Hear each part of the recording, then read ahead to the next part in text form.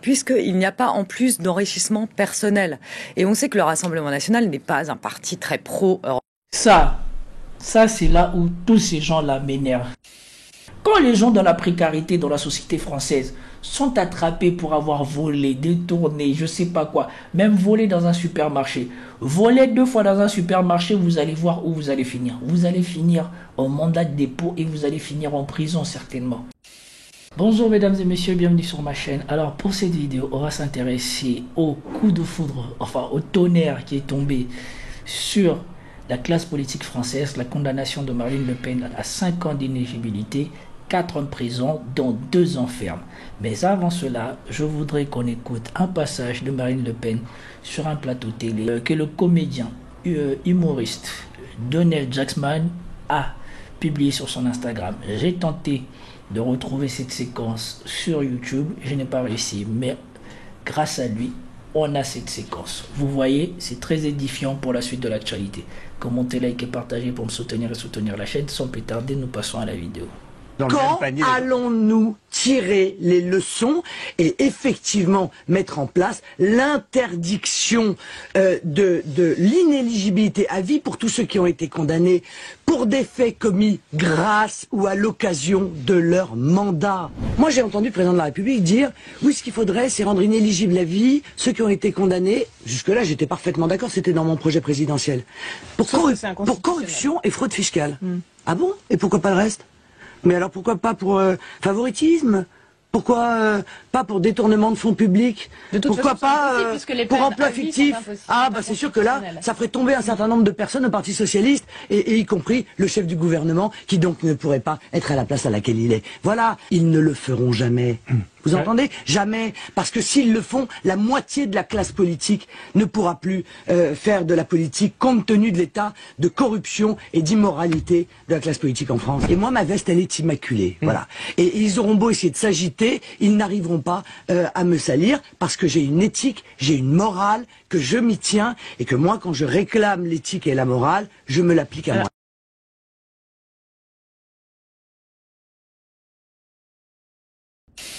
Puisque la nouvelle est tombée, inéligibilité avec exécution immédiate pour Marine Le Pen et ses co-prévenus. Donc voilà, c'était l'annonce qu'attendait le Rassemblement national. Vous voyez ici Marine Le Pen qui quitte, semble-t-il, l'audience. C'est un coup très dur pour la chef de file de l'extrême droite française. Donc exécution immédiate pour Marine Le Pen et ses co-prévenus. Flore Simon, vous êtes toujours avec nous. On sera dans quelques instants avec Pauline Godard. Donc là, c'est le pire des scénarios pour le Rassemblement national? Ou alors il faut encore attendre le temps, ou non, là c'est fini? Bah là c'est le pire scénario en effet, hein, c'est le scénario, le cataclysme pour le Rassemblement national. Marine Le Pen se préparait déjà à la présidentielle de 2027. Je rappelle qu'avec cette inéligibilité avec exécution provisoire, comme on dit, donc qui a été fait immédiatement, même si elle fait appel, l'appel n'est pas suspensif. Donc elle fera appel, c'est ce qu'elle a en tout cas annoncé ces derniers jours, mais ce n'est pas suspensif. Donc l'exécution, donc elle est inéligible à partir de maintenant. Elle garde son mandat de député à l'Assemblée nationale, puisqu'il n'y a que les mandats locaux. Par exemple, Louis Alliot, qui est lui-même prévenu, hein, qui est maire de Perpignan, s'il est aussi accusé, je ne sais pas si on a déjà... Bon, c'est toujours difficile, mais je peux les comprendre. C'est toujours difficile d'être précis quand on commente l'actualité, surtout quand on le fait en direct. Donc beaucoup vous me reprochez souvent les choses que je fais, les erreurs d'orthographe, les intonations et tout ça. Mais vous voyez bien que ça arrive à tout le monde. Cette dame ici, elle vient de dire que si Louis Alliot est poursuivi, non, si Louis Alliot est condamné, si Louis Alliot est condamné à une peine d'inéligibilité, il sera automatiquement obligé de renoncer à son mandat de maire. Parce que là, c'est de la gestion. Alors que quand vous êtes député, vous êtes en représentation. Vous ne gérez rien. Et donc, il y a une petite subtilité là qui fait que Marine Le Pen peut continuer à être députée. Mais pour le reste, c'est cuit. C'est cuit. Et ici, vous venez de voir, on est en 2025. Ça veut dire que l'inéligibilité auquel elle est condamnée va courir jusqu'en 2030. Donc ça veut dire que, au pire, Marine Le Pen va revenir sous le mandat du prochain président à la vie politique française. Et si elle fait appel, il faut que l'appel intervienne dans les 2 ans. C'est qui, quand on connaît la vie judiciaire française ou la vie procédurière française, c'est qui est quasiment impossible ou très très rare qu'un appel survienne dans les 2 ans. Et surtout que là, il reste moins de 2 ans, je pense, ou un peu plus de 2 ans pour les élections, puisque les élections surviennent en mai, donc en mai 2027, ce qui nous fait 2 ans et 2 mois au max pour qu'elle interjette appel et que le procès en appel soit jugé. Donc, catastrophe. Et ici, on va mettre ça en parallèle avec la visite de son poulain qui était déjà parti préparer les choses chez qui, vous savez, il y a 5 jours, Jordan Bardella était parti s'assurer que ce tour-ci, les gens qui comptent allaient soutenir sa patronne. Puisqu'avant ça, il était déjà passé sur Europe 1, il avait dit qu'il était à peu près sûr que sa patronne ne serait pas frappée d'inéligibilité. Allez, ces images pour commencer, qui feront date. Jordan Bardella évoluant en Israël où il a été invité par le gouvernement israélien. Avant cela, le président du Rassemblement national s'est donc rendu tout à l'heure sur le site du Festival Nova, ce même lieu où 364 personnes ont été tuées lors des attaques du 7 octobre. Voyez d'abord pour commencer cette séquence qu'on commentera juste après avec Stéphane Amar. Et à la fin, vous allez... Là, ce qu'on entend, c'est les opérations de Tsahal. Exact. On est à combien de mètres là, de la bande de Gaza? 800 mètres. Même pas 1 kilomètre, d'accord. Stéphane Amar, bonjour. Vous suivez donc pour nous ce déplacement de Jordan Bardella ces 2 prochains jours en Israël. Ce genre de séquence, évidemment, participe, certains le diront, à l'opération de communication. On peut le qualifier comme ça ? En tout cas, c'est une opération parfaitement réussie puisque Jordan Bardella est venu chercher ici une forme de blanc-seing pour son parti régulièrement accusé d'antisémitisme, en tout cas d'avoir un héritage antisémite. Et lors de cette visite ce matin à Nova, ici, à la frontière entre Israël et la bande de Gaza, eh bien, son hôte, le ministre de la Diaspora, Shikli, qui est un ministre d'extrême droite, eh bien, a abondé dans le sens de Jordan Bardella. Il n'a cessé de répéter que pour lui, le mouvement national de Marine Le Pen n'était pas antisémite, bien au contraire. Il a répété à plusieurs reprises que c'était le seul mouvement en France qui soutenait véritablement Israël, qui avait condamné sans aucune ambiguïté les massacres du Hamas sur ce site même, notamment de Nova, de ce festival. Il a rendu hommage à plusieurs reprises à Jordan Bardella pour être venu ici et il a dit que les 2 hommes partageaient un ennemi commun, c'est l'islamisme du Hamas et aussi l'islamisme en France, car Jordan Bardella a surenchéri en disant qu'effectivement, eh bien, la France et Israël avaient le même ennemi, les frères musulmans, les islamistes qui commettaient des attentats sur le sol israélien et également sur le sol français. Il faut préciser que cela fait des années que le mouvement national de Marine Le Pen cherche à être ainsi invité en Israël, à être reçu par des officiels israéliens qui jusqu'à présent avaient toujours refusé. Et cette fois-ci, eh bien, non seulement ils ont accepté, mais ils ont été extrêmement chaleureux, extrêmement favorables à ce mouvement national de Marine Le Pen en visite ici en Israël. Un déplacement forcément qui fait l'objet de vives critiques, notamment ici en France. Le président du CRIF évoquait ce matin la distance nécessaire, je le cite, et critique avec une telle invitation de la part d'un gouvernement d'extrême droite. Il tenait bien à préciser ce point, ce n'est pas les Israéliens qui l'invitent aujourd'hui. Comment cela est-il perçu par la société israélienne justement ? Alors, curieusement, la réaction ici est très différente de celle des Juifs de France. Il y a beaucoup moins d'hostilité, je dirais même au contraire. Je m'entretenais il y a quelques minutes avec un épicier de cette visite, puisqu'elle est médiatisée, bien sûr. Et lui, qui ne se situe pas forcément à droite ici en Israël, voyait d'un œil très favorable la visite de Jordan Bardella. Marine Le Pen est relativement connue ici en Israël. On se souvient aussi des excès antisémites de Jean-Marie Le Pen, mais on considère globalement, on va dire majoritairement, clairement ici en Israël que eh bien, Marine Le Pen et son mouvement sont plutôt favorables à Israël et on raconte aussi que ce sont véritablement les seuls qui participent aux marches contre l'antisémitisme, alors qu'Emmanuel Macron, par exemple, ça avait beaucoup choqué ici, n'a pas participé à la marche contre l'antisémitisme. Cela dit, il y a toute une partie de la population qui est hostile à cette visite. Le président de l'État, Herzog, a exprimé des réserves, il a fait part de sa gêne, et c'est surtout dans les milieux eh bien, des rescapés de la Shoah, de la mémoire de la Shoah, que l'on s'offusque de cette visite, où l'on estime que le gouvernement Netanyahou fait bien trop de concessions, se montre bien trop favorable à ce parti d'extrême droite qui...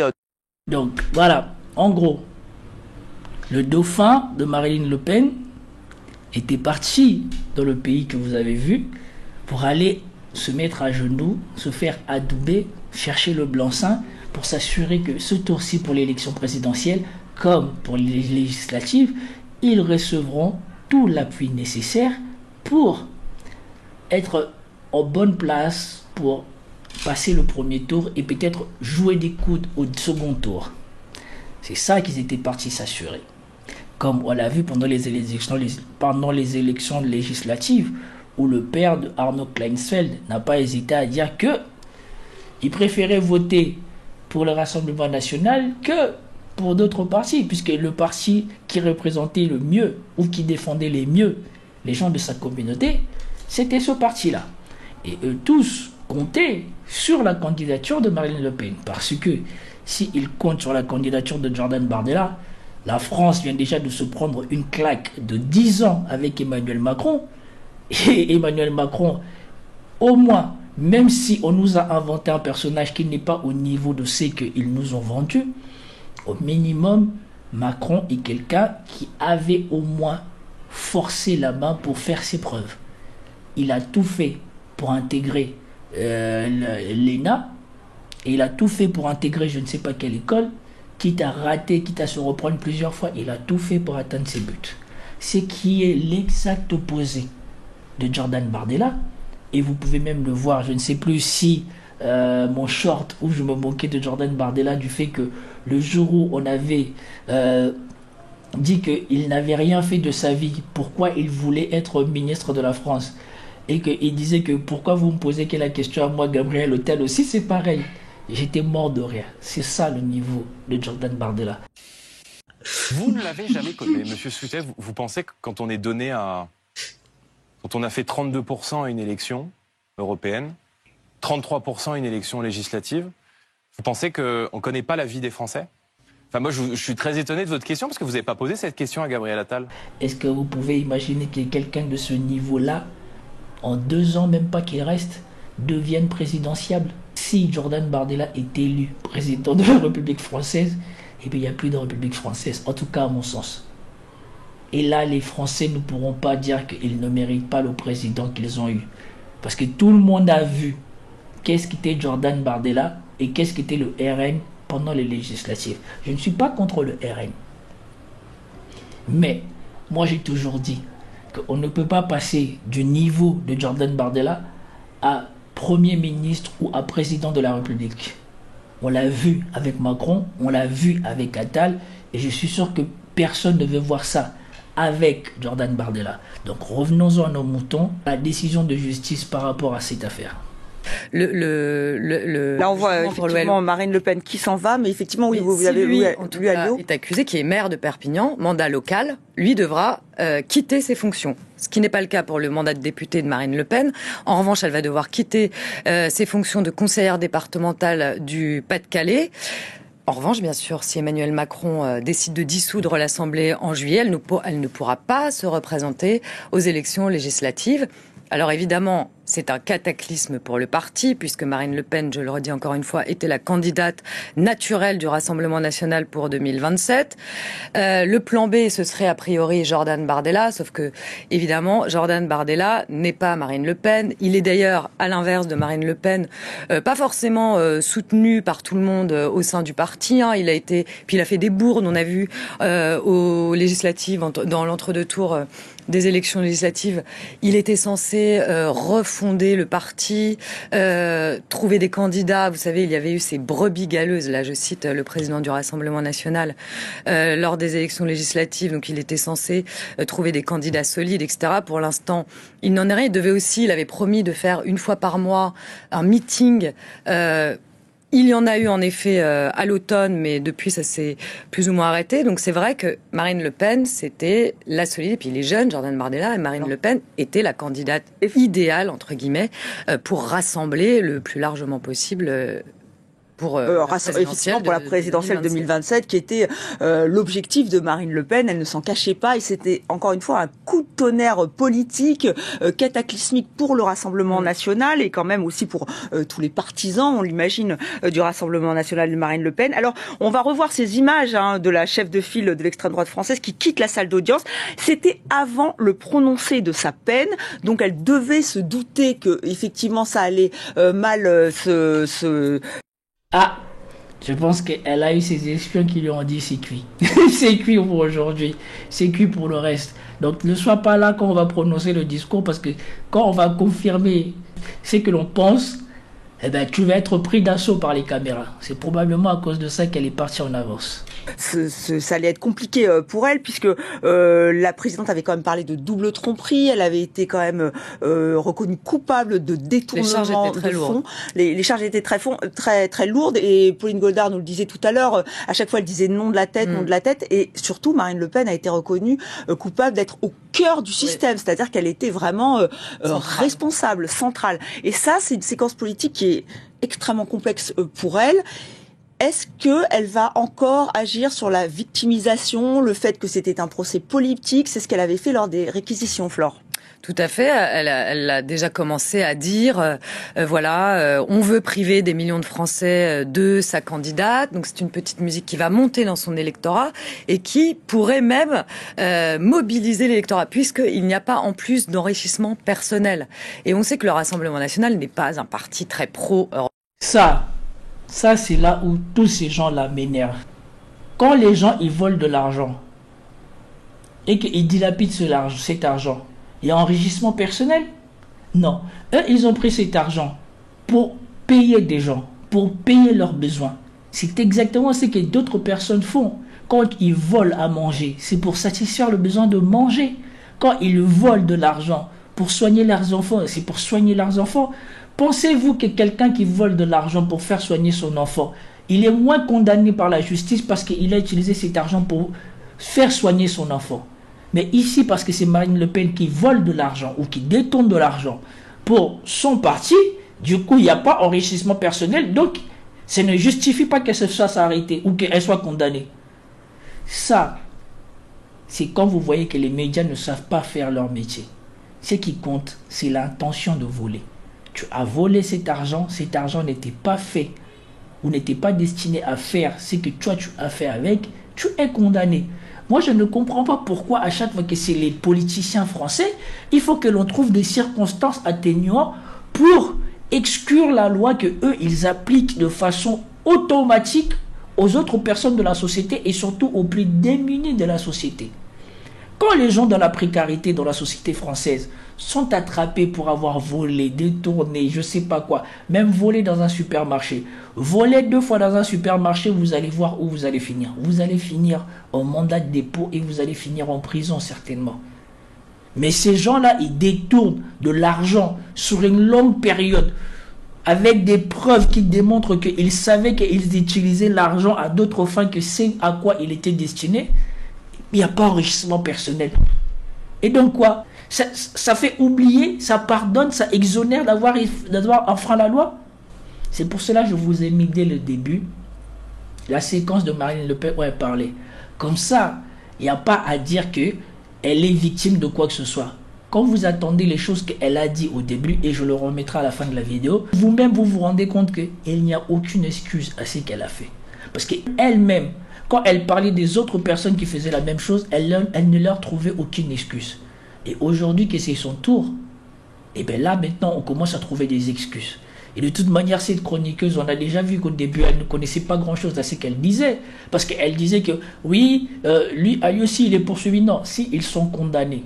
Les termes juridiques, elle ne semble même pas les maîtriser, et encore moins, ça en quoi ça renvoie, elle semble encore moins les maîtriser.